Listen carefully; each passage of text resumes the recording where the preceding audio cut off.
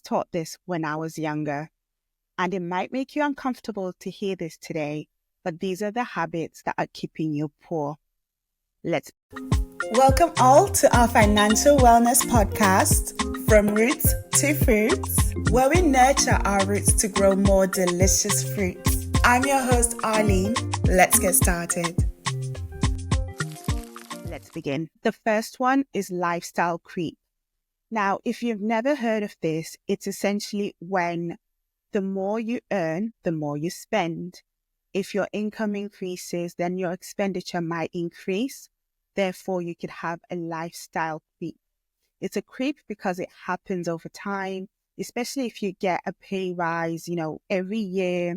Therefore, you increase your spending very slowly. So it creeps up on you when you didn't realize it. So this affects quite a lot of people. When I was researching this, we found out that a study by Schwab, a financial services company, found that over 1/3 of people admitted to spending more than they could afford. 1/3.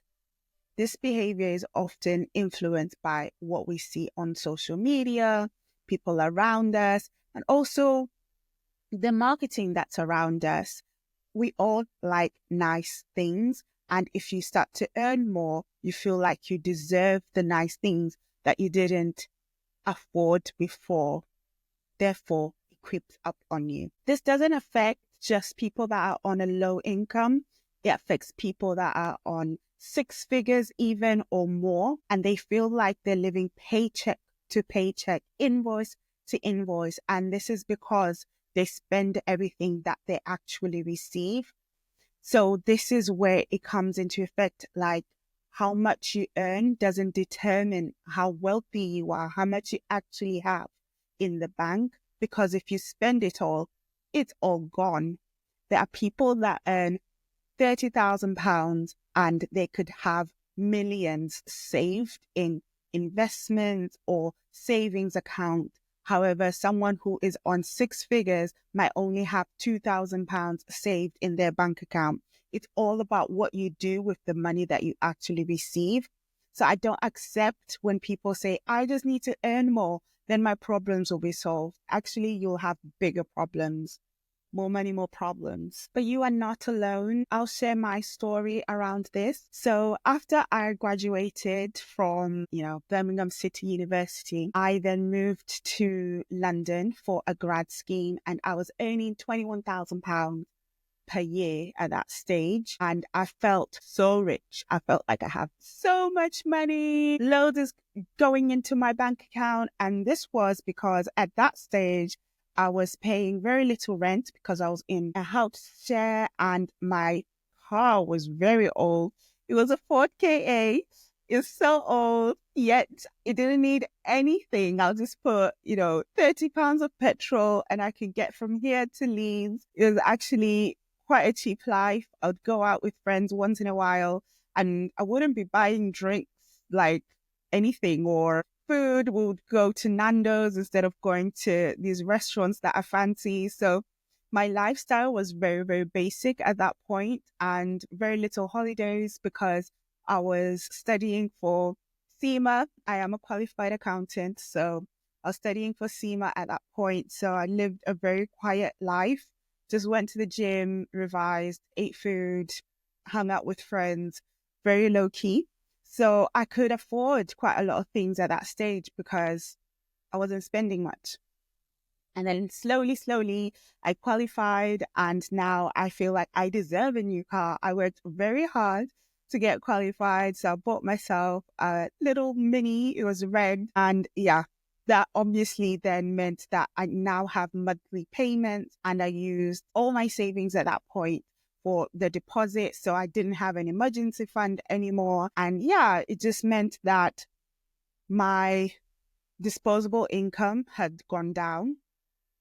Other things that were happening, we started to go on more expensive holidays, a bit further afield, not going to just Spain. I was going to Tanzania, New York, loads of different places. And that's because I felt like I deserved it at that stage. So lifestyle crept up and I was spending more and more and more. And I felt like I didn't have any money compared to when I was earning a lot less. And I thought, I have loads of money that I can save right now. And that's just what I mean. Just assess the way that you're living and how much you're spending on things, especially clothes. I started to buy more expensive clothes because I was investing in my clothes. I'd only wear them once or twice because at that stage, Instagram was very heavy on whatever you wear and then you can't wear it twice. All those silly rules. I'm just sharing my stories so you don't feel like I am judging you. We listen, we don't judge. Listen, you are not alone. Over 50% of UK adults say they struggle to make ends meet. 50%. And a lot of people are living paycheck to paycheck, even though we're earning more than ever before, like in history. But I guess that pound doesn't stretch that far.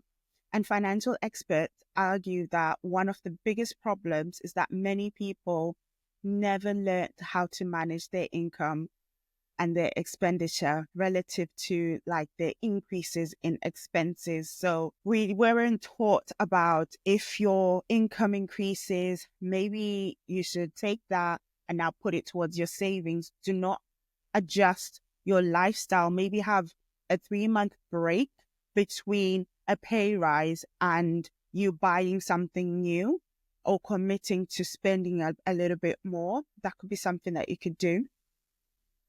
But this isn't just on big expenses. Lifestyle creeps also happen to smaller things, as I mentioned. It could be food as well. Before, you could have been buying your food and then preparing it, having your meals ready to, I think I can afford to have takeaway on a daily basis. And then you're going somewhere to buy food for lunch. You are getting more takeaway as well in the evenings. So this could easily happen, but the amount of pounds then really stack up. This might sound like a simple spending, just change how you spend your money. But actually, the problem is around kind of long-term consequences, because there's more that you could be doing with your money. Now, this might sound like, you could just change your spending habit. It's as simple as that. But the problem actually lies in long-term consequences. Are you saving enough for emergencies? Are you putting enough away? And are you even thinking about the future and your goals, your life events? More on that in a little bit. Now, what can you do? A quick tip: you could pay yourself first.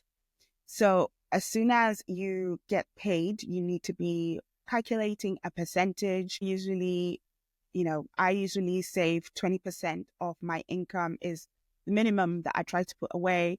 First of all, I save that for the business, so then I can at least pay tax. So that's covered. And then I try to save a little bit more for emergencies and just to have a nice reserve in the business bank account. And I do that for my personal finances as well. Now, this habit of paying yourself first and putting away something for your savings, it's really good because it rewires your brain and how you manage money and how you look at money.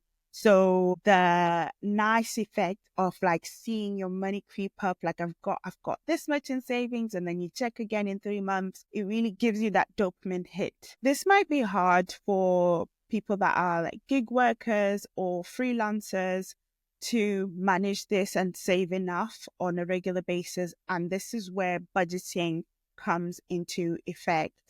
You want to be able to understand how much you're expecting to come in. And this could be based on the number of shifts that you have. You will know how much you have worked or how much you can work on a regular basis. Have a minimum of what you might be expecting in the following months.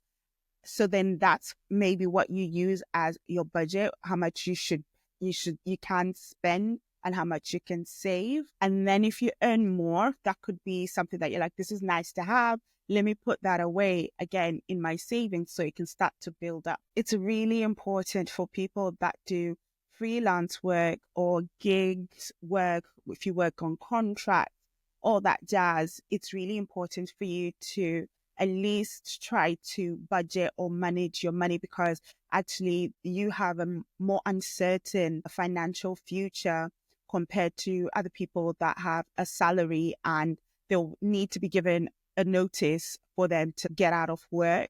But for you, it might be like, every 2 weeks, every month, every 3 months. So it's really important for you to kind of have a really good reserve of like emergency fund or just savings that are for you, especially when you're not in work. Now, the second habit that keeps us poor could be keeping up with the Joneses.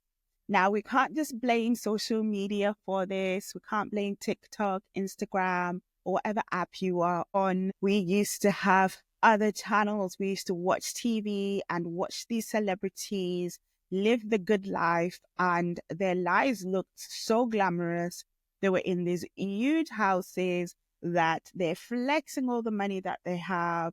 And it appears to be like, oh yeah, I worked really hard. Look at my music video. I've got so much money and I'm going to spend it. Don't you wish you were me? And we all did. We would look at these celebrities, whoever you are a fan of. We're not going to debate that today, but we would look at them and think, I do want my life to be like that. I would like someone to pimp my ride so I can have, the best features in my car, and I want the biggest house. So we did used to compare ourselves to celebrities, and we had magazines as well that showed these amazing, beautiful women, and they had all these, clothes and designer bags, and they could afford all sorts. So we did used to compare ourselves to celebrities. However, now we are competing with each other on social media. On social media, we are seeing people, creators, or whoever, show their lifestyle, and we have no idea where they live, the currency that they're dealing with, and, the laws around the environment that they're in as well. But we're comparing each other, especially when you see the rich girl aesthetic, and it's constantly changing.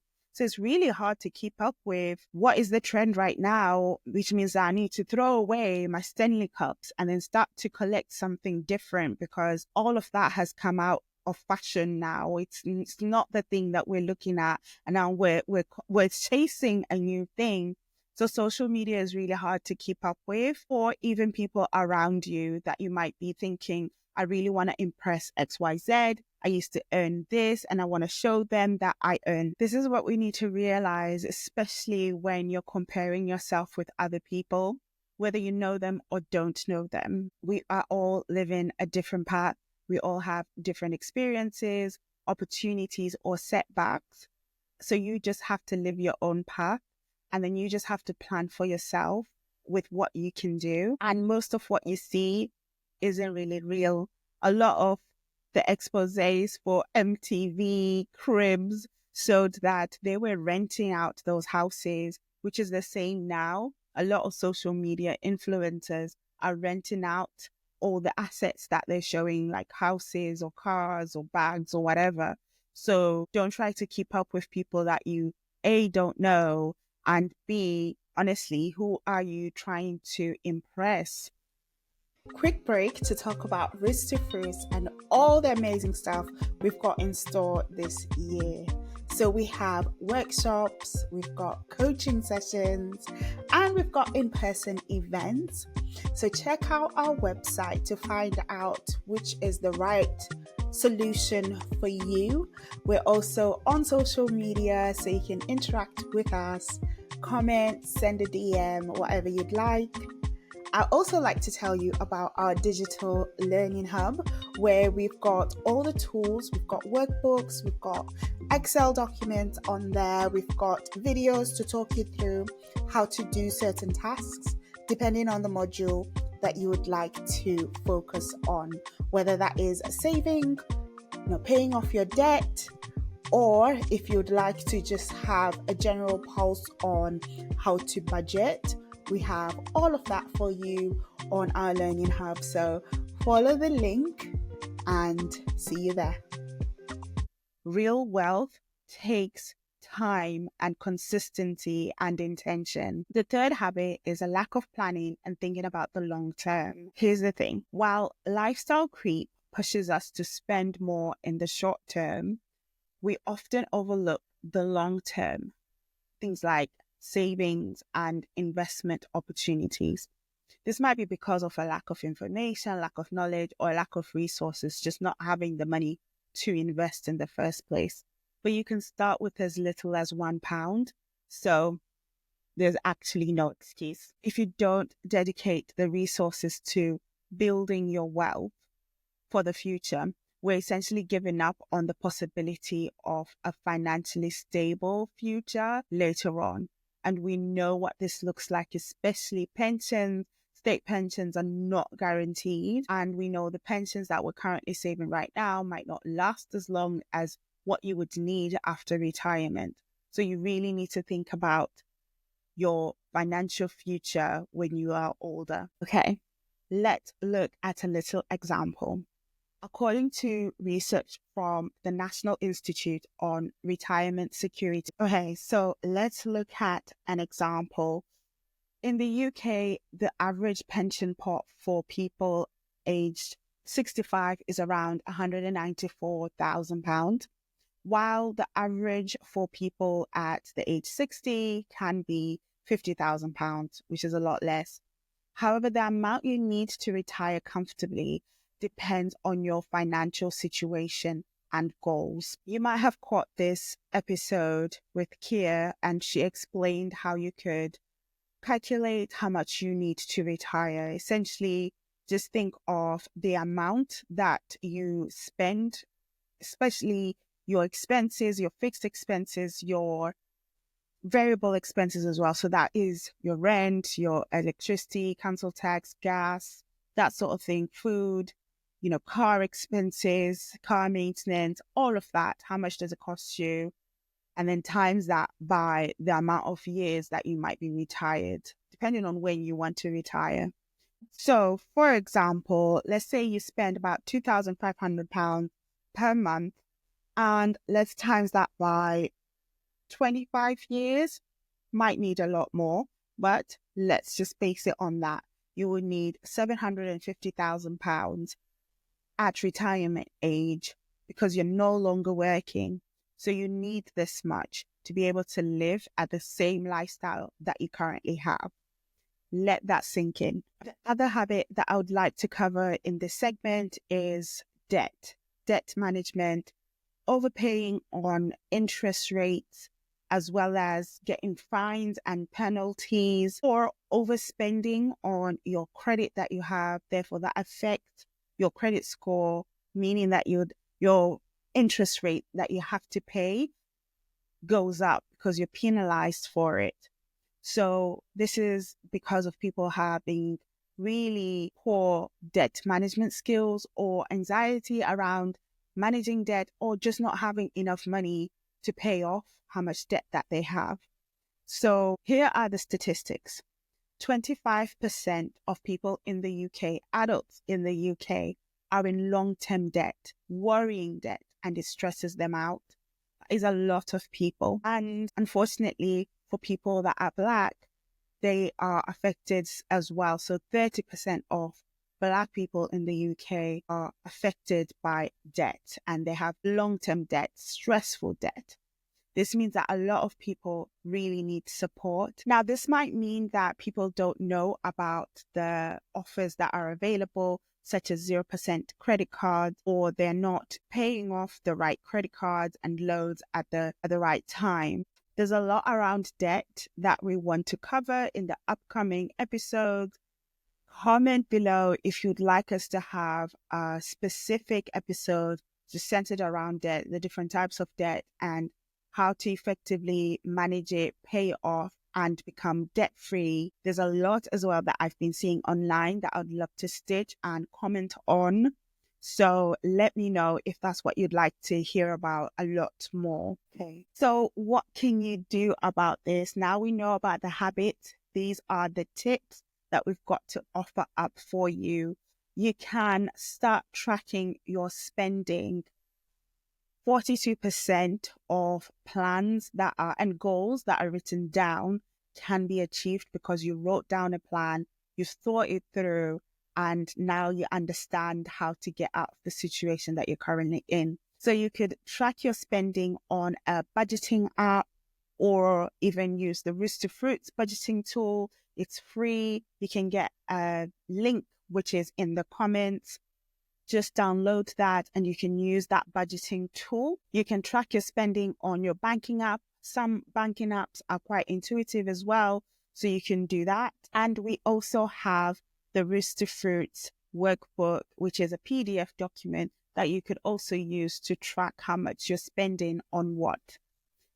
When you do this, then you'll identify some places that you're like, hold on a second, I didn't know that I went to this shop this many times. What am I buying there? Then you can really assess your spending habits. Second hint is to save first. Put away your money before you can even spend it. So you can set up a direct debit for this to happen as soon as you get paid on the same day on every month. So you know that you're saving that money and never touch it.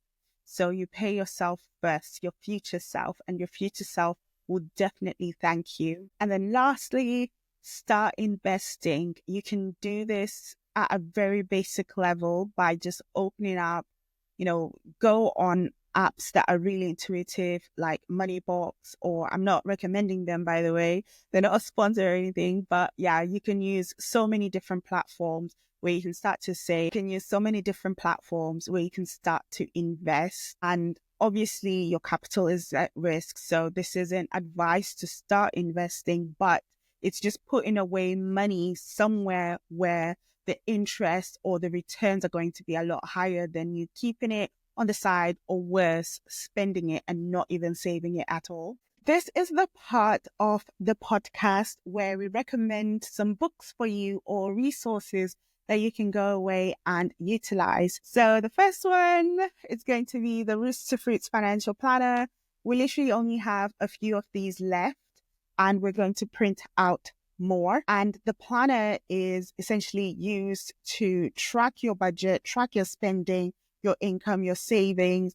And there's a lot of useful terminologies that makes it really easy for anyone to understand finances. It's meant to demystify finances. So that's the first one. And the second one was a recent podcast interviewee, Anna Brading. So the Money Mentor, I really cannot shut up about it. It's really good. It is meant to be something that you read over time because of the amount of helpful hints and tips that are provided in here. It's 10 essential steps to do your future self a favor. So it's really aligned with this episode. Let me know if you've already read it, and let me know if you already have the financial planner. And if you're already part of the Roots to Froots community, then please comment and let us know how you feel and how we can better serve you. Don't forget to email us again if you've got any questions or testimonials or, scenarios that you want us to cover on the podcast. Talk to us at rootstofruits.com. That is all for us today, guys. Join us next week for some more seeds to sow. And please remember to support us by following and leave a rating on our show on whichever platform you're listening to us from. To those watching on YouTube, please leave a like and a subscribe to our channel. All of your support goes a long way. Thank you so much for joining us today. And remember, keep shining.